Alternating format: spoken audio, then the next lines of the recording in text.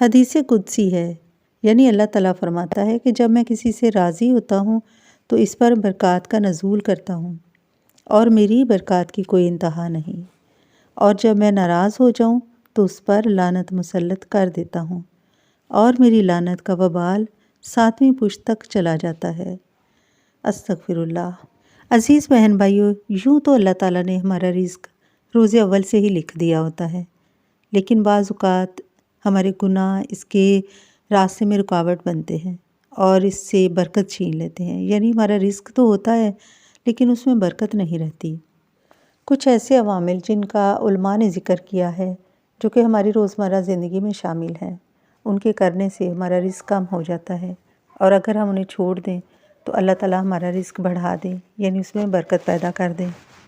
سب سے پہلا اور بالکل معمولی سمجھا جانے والا عمل یہ ہے کہ کھڑے ہو کر کھانا کھانا۔ اکثر گھروں میں بھی اور شادیوں پر کسی بھی تقریب میں کھڑے ہو کر کھانا کھایا جاتا ہے، جس سے رزق میں برکت ختم ہو جاتی ہے۔ اور بیت الخلاء میں ننگے سر جانا۔ اکثر لوگ یا خواتین اپنا دوپٹہ اتار کر بیت الخلاء میں جاتی ہیں، جس سے رزق میں کمی آتی ہے۔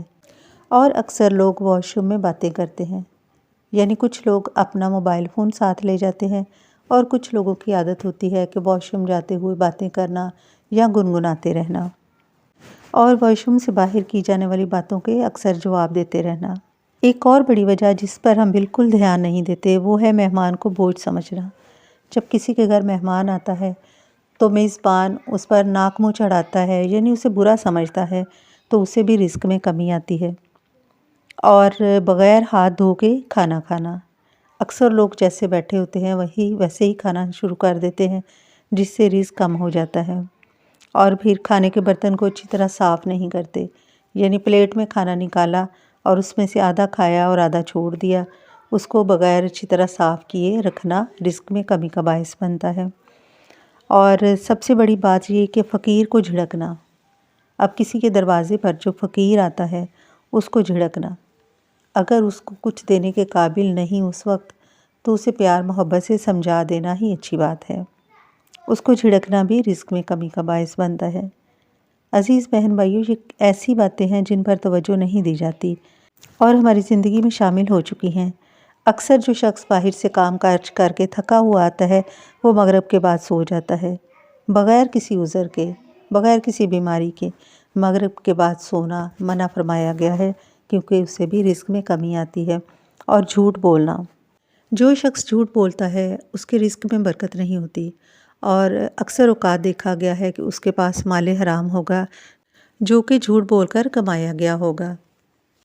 اور بہت سے گھروں میں عادت ہے والدین اپنی اولاد کو برا بھلا کہتے ہیں، اس سے بھی رزق میں کمی آتی ہے۔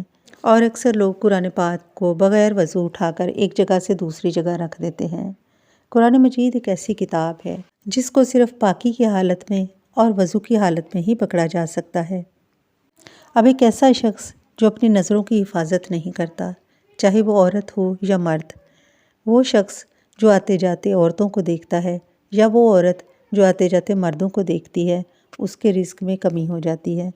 اور وہ مرد جو اپنے گھر میں آ کر بیوی سے لڑتا ہے، اپنے اہل و عیال سے لڑتے رہنا، بیوی سے جھگڑا کرنا رزق کی کمی کا باعث بنتا ہے، اور اگر اس کے پاس رزق ہے تو اسے دوسری پریشانیاں گھیر لیں گی یا اس کے رزق سے برکت بالکل ختم ہو جائے گی۔ اچھا، پھر ان عوامل کے اثرات ہماری زندگی پر بھی پڑتے ہیں، کیونکہ یہ چھوٹے چھوٹے عوامل جو گناہ کی شکل اختیار کر لیتے ہیں، جب انہیں ہم بار بار کریں گے تو یہ ہمارے گناہ بن جائیں گے، اور پھر گناہ کرنے والے کا دل کمزور ہو جاتا ہے، اس کی عمر سے برکت چھن جاتی ہے۔ انسان کی عمر سے مراد یہ ہے کہ سانس تو آتی رہتی ہے لیکن دل مردہ ہو جاتا ہے، اور پھر گناہوں سے نفرت ہو جاتی ہے۔ وہ بڑے سے بڑا گناہ بھی اس کی نظر میں چھوٹا سا محسوس ہوتا ہے، اور جسم پر بھی مختلف طرح سے اس کے اثرات پڑتے ہیں۔ جیسے حضرت آدم علیہ السلام کا قد 60 ہاتھ کہا جاتا ہے، اور آج کا انسان قد و قامت کے حوالے سے کتنا مختصر ہے۔ حدیث قدسی ہے کہ مجھے میری عزت اور جلال کی قسم، جب میرا بندہ وہ کام کرتا ہے جو مجھے محبوب ہے اور پھر اسے چھوڑ کر ایسا کام کرتا ہے جو مجھے ناپسند ہے، تو میں اسے اس کی محبوب چیز سے محروم کر دیتا ہوں، اور جو چیز اسے ناپسند ہے اسے اس کی طرف منتقل کر دیتا ہوں۔ عزیز ساتھیو، ضرورت اس بات کی ہے کہ ہم اپنی عادات پر نظر ڈالیں، ان کا جائزہ لیں۔ ہماری روزمرہ زندگی میں کچھ ایسے عوامل شامل ہو گئے ہیں جو کہ گناہ کے زمرے میں آتے ہیں اور جن پر ہم بالکل بھی توجہ نہیں دیتے اور تنگ دستی کا شکار ہو جاتے ہیں۔ آج جس کے پاس تنگ دستی ہے اس کا ایمان کمزور ہے۔ آپ صلی اللہ علیہ وآلہ وسلم نے فرمایا کہ قریب ہے تنگ دستی تمہیں کافر نہ بنا دے۔